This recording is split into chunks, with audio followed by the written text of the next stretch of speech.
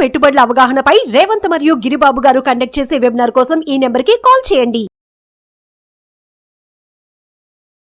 నమస్తే, welcome to Suman TV. నేను విష్ణు. ప్రస్తుతంతో పాటు ప్రముఖ stock market analyst Eedara Ramakrishna గారు ఉన్నారు. వారితో మాట్లాడదాం.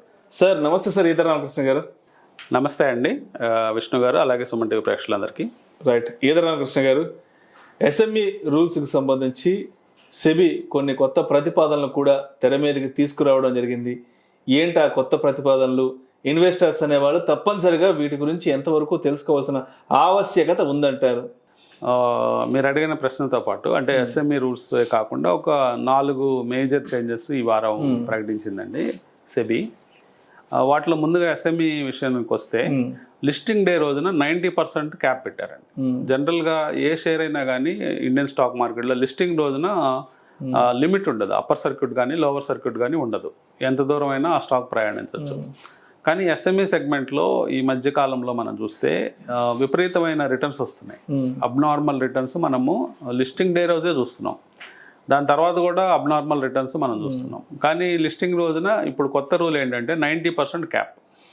అంటే ఒక షేర్ 100 రూపాయలకు కనుక లిస్టింగ్ అంటే ఐపీఓ ఫీజు కనుక పెట్టినట్లయితే, ఐపీఓ లిస్టింగ్ ప్రైస్ పెట్టినట్టయితే అది 190 మించి ఆ రోజు ట్రేడ్ అవుతుంది ఫస్ట్ డే. సో ఈ మధ్యకాలంలో లేటెస్ట్ ఎగ్జాంపుల్స్ చూసుకున్నా కానీ డివైన్ పవర్ అనే ఐపీఓ లిస్ట్ అయితే 4 times రిటర్న్ ఫస్ట్ డే వచ్చిందండి. అంటే స్టాక్ అప్రాక్సిమేట్గా 40 రూపాయలు చిలుకిస్తే 160 రూపాయల దాకా లిస్ట్ అవ్వడం జరిగింది. అంటే దాదాపుగా 4 times రిటర్న్, అంటే 400% వితిన్ 3 days వచ్చేస్తుంది ఇన్వెస్టర్కి రిటర్న్. అది కూడా వితిన్ 3 daysలో 400% రిటర్న్ అనేది అబ్నార్మల్ రిటర్న్ కాబట్టి దీనివల్ల ఏమవుతుందంటే విపరీతమైన క్రేజ్ మార్కెట్లో వస్తుంది. పబ్లిక్ ఎస్ఎంఈ సెగ్మెంట్లో మనం అప్లై చేస్తే లిస్టింగ్ రోజే డబ్బులు సంపాదించదు కాబట్టి ఆ డబ్బుల్ని మనం రొటేట్ చేసుకుంటూ ఉండొచ్చు. సో ఇట్లాంటి ఆలోచనలతో హెవీ ఫండ్స్ ఎస్ఎంఈ సెగ్మెంట్కి వస్తున్నాయి. దీనికి ఉదాహరణే పోయిన వారం క్లోజ్ అయిన నెఫ్రో కేర్ అనే కంపెనీకి కేవలం వాళ్ళు 40 కోట్ల రూపాయల ఐపీఓకి వస్తే దాని సబ్స్క్రిప్షన్ చూస్తే 20,000 కోట్లకి సబ్స్క్రిప్షన్ అయింది. అంటే ఎక్కడ 40 కోట్లు, ఎక్కడ 20,000 కోట్లు, అంటే అంత మనీ సైడ్ లైన్స్లో ఉంది. అంటే ఈ 20,000 కోట్లలో కేవలం 40 కోట్లు మాత్రమే అలాట్ చేసి మిగతా 19,960 కోట్లు వెనక్కిస్తారు. అంటే అంత క్రేజ్ వస్తుంది కాబట్టి ఈ క్రేజ్ని కొంచెం కట్టడి చేద్దామని చెప్పేసి లిస్టింగ్ గెయిన్స్కి లిమిట్ పెట్టడం జరిగింది.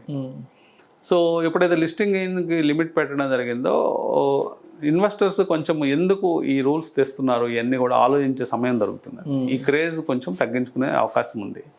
సో హెవీ లిక్విడిటీని కొంచెం అరికట్టాలని సెబీ అనుకుంటుందండి.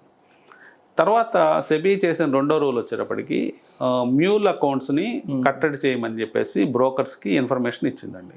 అంటే వాళ్ళ కాంప్లైన్స్లో పెట్టింది కొత్తగా.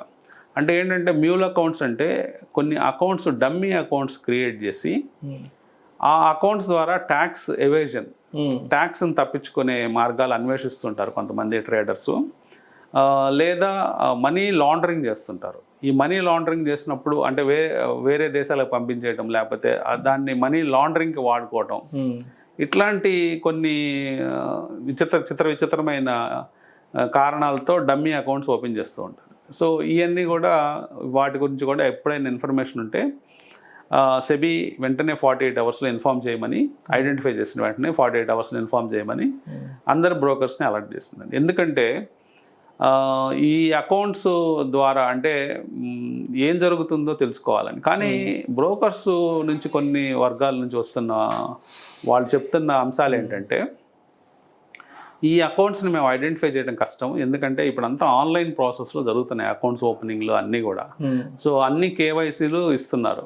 సో సెబీ చెప్తుంది ఏంటంటే కేవైసీని ప్రాపర్గా చూడమని, అంటే వాళ్ళ డీటెయిల్స్ కానీ వాళ్ళు ఇచ్చే అంశాలు కానీ కరెక్ట్గా ఉన్నాయా లేదా, ఇట్లాంటివన్నిటి మీద దృష్టి పెట్టమని సెబీ చెప్తుందండి. తర్వాత ఇండెక్స్ ఫండ్స్ అట్లాగే ఈటీఎఫ్స్ ప్రిపేర్ చేసే ఏఎంసీస్కి ఒక చిన్న వెసులుబాటు ఇవ్వడం జరిగింది ఈ వారం. అదేంటంటే గతంలో ఒక రూల్ ఉండేదండి. ఇప్పుడు ఒక ఆదిత్య బిర్లా గ్రూప్ నుంచి ఒక ఈటీఎఫ్ కానీ ఇండెక్స్ ఫండ్ కానీ వచ్చినప్పుడు వాళ్ళ గ్రూప్ కంపెనీస్కి సంబంధించిన హోల్డింగ్స్ 25% దాటకుండా ఉండాలని ఒక రూల్ పెట్టింది. దానివల్ల ఏం జరుగుతూ ఉండేదంటే గతంలో ఆ గ్రూప్ ఫర్ ఎగ్జాంపుల్ టాటాకి ఏఎంసీ ఉంది, లేకపోతే హెచ్డిఎఫ్సికి ఏఎంసీ ఉంది, యాక్సిస్ బ్యాంక్ ఉంది, ఎస్బీఐకి, అందరికీ ఏఎంసీలు ఉన్నప్పుడు వాళ్ళ గ్రూప్ కంపెనీస్లో 25% కంటే ఎక్కువ వాటాలు ఆ ఇండెక్స్ ఫండ్లో కానీ ఆ ఈటీఎఫ్లో కానీ లేకపోతే వాళ్ళకి ఏమవుతుందంటే ఆ ఈటీఎఫ్ ఇన్ఎఫిషియెంట్గా పనిచేసే అవకాశం ఉంది. గ్రూప్ ఎఫిషియెంట్గా ఉంటుంది. వాళ్ళు ప్రతిపాదించిన వాళ్ళు రన్ చేస్తున్న ఈటీఎఫ్ కానీ వాళ్ళు రన్ చేస్తున్న ఇండెక్స్ ఫండ్ కానీ అది వీక్గా రన్ అయ్యే అవకాశం ఉంటుంది.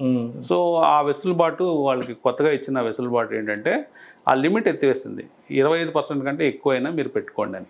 అంటే వాళ్ళు ఆ ఇండెక్స్ మేనేజ్మెంట్ కానీ ఇండెక్స్ ఫండ్ మేనేజ్ చేసేటప్పుడు ఎగ్జాక్ట్గా మిమిక్ చేయాల్సిన అవసరం ఉంటుంది. ఇండెక్స్లో ఏమైతే షేర్లు ఉంటాయో అవే షేర్లు మిమిక్ చేయాల్సిన అవసరం ఉంటుంది. కాబట్టి ఈ వెసులుబాటు అనేది ఏఎంసీస్కి ఉపయోగకరంగా ఉంటుంది. అట్లాగే ఇంకొక ఇన్వెస్టర్స్కి ప్రధానంగా బాగా బెనిఫిట్ చేసే అంశం ఈ వారం తీసుకోవడం జరిగింది సెబీ. అదేంటంటే ఇన్వెస్టర్స్ అందరూ ఫేస్ చేసేది ఎప్పుడైనా ట్రాన్సాక్షన్ చేసినప్పుడు స్టాక్ మార్కెట్లో మీకు తెలిసిన ట్యాక్సెస్ చాలా ఉంటాయి. అంటే ఎస్టీటీ కావచ్చు, జిఎస్టీ కావచ్చు, బ్రోకరేజ్, ఇవన్నిటిలో ఒక హిడెన్ ఛార్జ్ బ్రోకర్ మీకు ఛార్జ్ చేస్తూ ఉంటాడు. అదేంటంటే ట్రాన్సాక్షన్ ఛార్జ్ అంటాం. ఈ ఎన్ఎస్సి ట్రాన్సాక్షన్ ఛార్జెస్ కోటికి 225-250 రూపాయలు అలా ఉంటాయండి.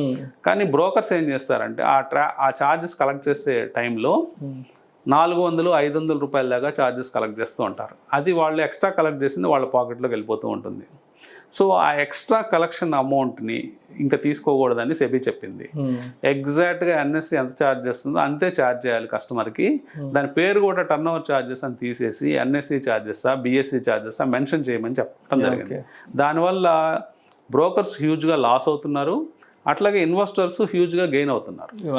సో అందుకని మీరు బ్రోకింగ్ స్టాక్స్ ఈ వారం చూస్తే బాగా డీలా పడ్డాయి. ఏంజిల్ వన్ కావచ్చు, వేరే బ్రోకింగ్ సంస్థలన్నీ కూడా వీక్గా ట్రేడ్ అయినాయి. కాబట్టి బ్రోకింగ్ సంస్థల నుంచి కొంచెం దూరంగా వెళ్ళిపోమని చెప్తాను. నెక్స్ట్ 2 to 3 quarters వీటన్నిటికీ కొంచెం ప్రాఫిట్స్ అన్ని తగ్గే ఛాన్స్ ఉంది.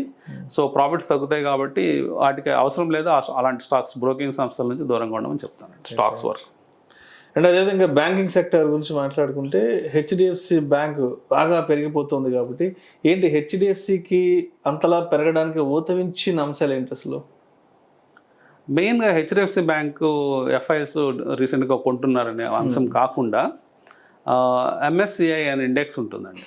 అంటే మామూలుగా ఎమర్జింగ్ మార్కెట్స్ అన్నింటినీ కలిపి ఒక ఇండెక్స్ ఉంటుంది ఇంటర్నేషనల్గా. ఆ ఇండెక్స్ని చాలా క్లోజ్గా వాచ్ చేస్తుంటారు ఎఫ్ఐఎస్. ఆ ఇండెక్స్లో ఎమర్జింగ్ మార్కెట్స్ సంబంధించిన స్టాక్స్ ఉంటాయి, దాంట్లో హెచ్డిఎఫ్సి కూడా ఒకటి. అది ఎవ్రీ 2 monthsకి ఒకసారి రీజిగ్ చేస్తారండి. రీజిగ్ అంటే ఆ వెయిటేజెస్ పెంచడం తగ్గించడం చేస్తారు ఆ స్టాక్స్లో, లేకపోతే కొత్త స్టాక్ని యాడ్ చేయడం, కొన్ని స్టాక్స్ని తీసేయడం జరుగుతుంది. జస్ట్ లైక్ ఎన్ఎస్సి నిఫ్టీ 50 లేకపోతే అదర్ ఇండెక్స్ మెయింటైన్ చేసినట్టే ఎంఎస్సి కూడా ఎక్స్చేంజ్ ఇండెక్స్ని మెయింటైన్ చేస్తూ ఉంటుంది. సో ఎంఎస్ఐ ఇండెక్స్లో కొత్తగా హెచ్డిఎఫ్సి బ్యాంక్కి వెయిటేజ్ పెంచారండి. వెయిటేజ్ పెంచడం వల్ల ఏం జరిగిందంటే ఆల్మోస్ట్ ఇప్పుడుండే 3.8 నుంచి 7.2 to 7.5 దాకా పెంచుతారనే వార్తలు వచ్చాయి. రేపు అది ఆ రీజిగ్ అనేది August 13 జరగబోతుంది.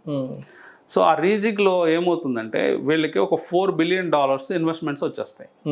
ఎందుకంటే ఇంటర్నేషనల్గా ఇండెక్స్ ఫండ్స్ మేనేజ్ చేసే మ్యూచువల్ ఫండ్స్ అన్నీ కూడా international mutual funds, international institutional investors, ఇండెక్స్లు మెయింటైన్ చేసేవాళ్ళు, ఈటీఎఫ్స్ మెయింటైన్ చేసేవాళ్ళు ఆటోమేటిక్గా హెచ్డిఎఫ్సిలో పొజిషన్స్ ఎక్కువ తీసుకోవాలి. అలాగే ఎఫ్ఐఎస్ ఎక్కువ పొజిషన్స్ తీసుకుంటారు ఆటోమేటిక్గా.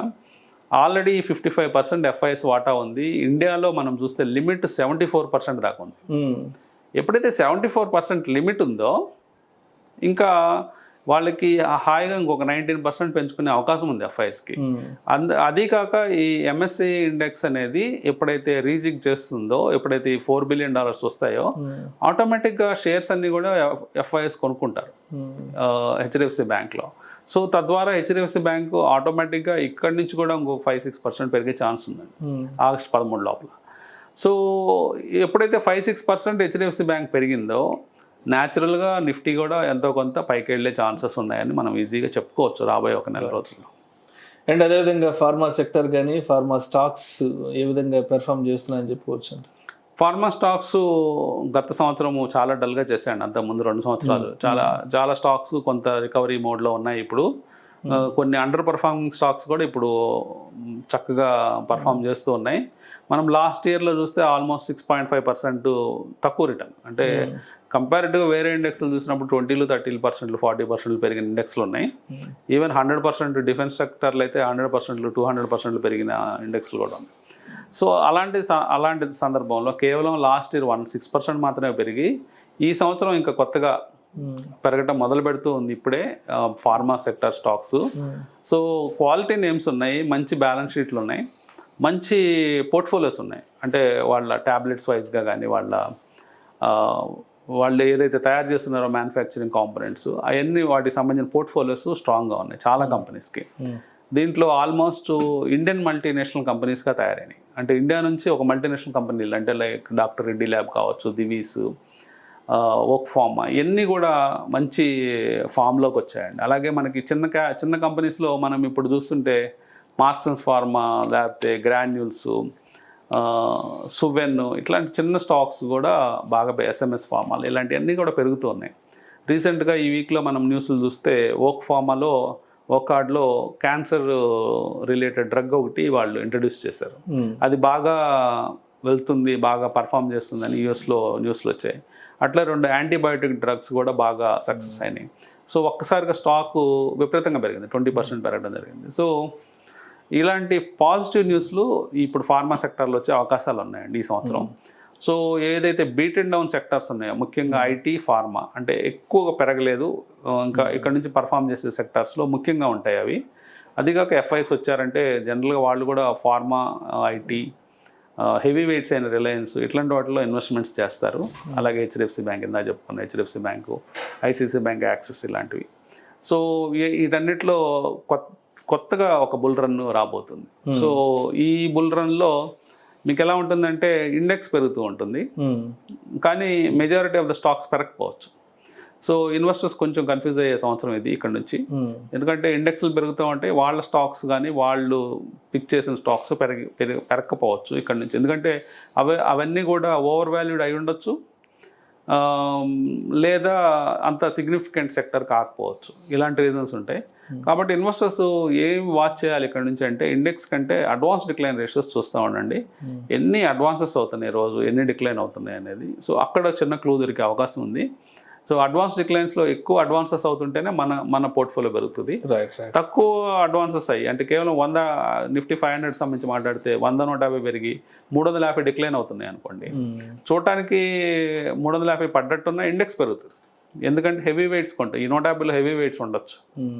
అందువల్ల చిన్న కన్ఫ్యూజన్ అయ్యే కారణాలు ఉన్నాయి, దాన్ని గమనించమని చెప్తాను. రైట్. అండ్ అదేవిధంగా ఋతుపవనాల విషయానికి వస్తే అంటే దేశవ్యాప్తంగా కూడా ఋతుపవనాలు బాగా విస్తారంగా కూడా వ్యాపించాయి కాబట్టి మరి మాన్సూన్ ఎఫెక్ట్ అనేది మార్కెట్కి ఏ విధంగా వెన్నుదన్నుగా ఉండబోతుంది అంటారు?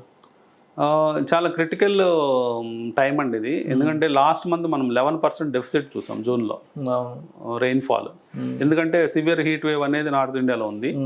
ఆ కారణం చేత రెయిన్స్ తక్కువగా పట్టడం నార్త్ ఇండియాలో, ఇవన్నీ కారణాలు అయినాయి. సౌత్లో అయితే బాగానే ఉంది పరిస్థితి. ఓవరాల్గా అయితే ఆ డెఫిసిట్ ఈ మంత్ క్లియర్ అవుతుందని చెప్తున్నారండి జూలైలో. జూలై మాసంలో ఆ 11% డెఫిసిట్ పోయి ఇంకా మంచి అంటే ఎక్కువ అబవ్ యావరేజ్ రెయిన్ఫాల్ ఉంటుందని ఎక్స్పెక్టెడ్. సో అది కనుక అయినట్లయితే ఆ గ్యాప్ ఫిల్ అయిపోతుంది. అలాగే రిజర్వాయర్ స్టోరేజెస్ కూడా లోయెస్ట్కి వెళ్ళిపోయినాయండి ఆల్మోస్ట్ జూన్లో.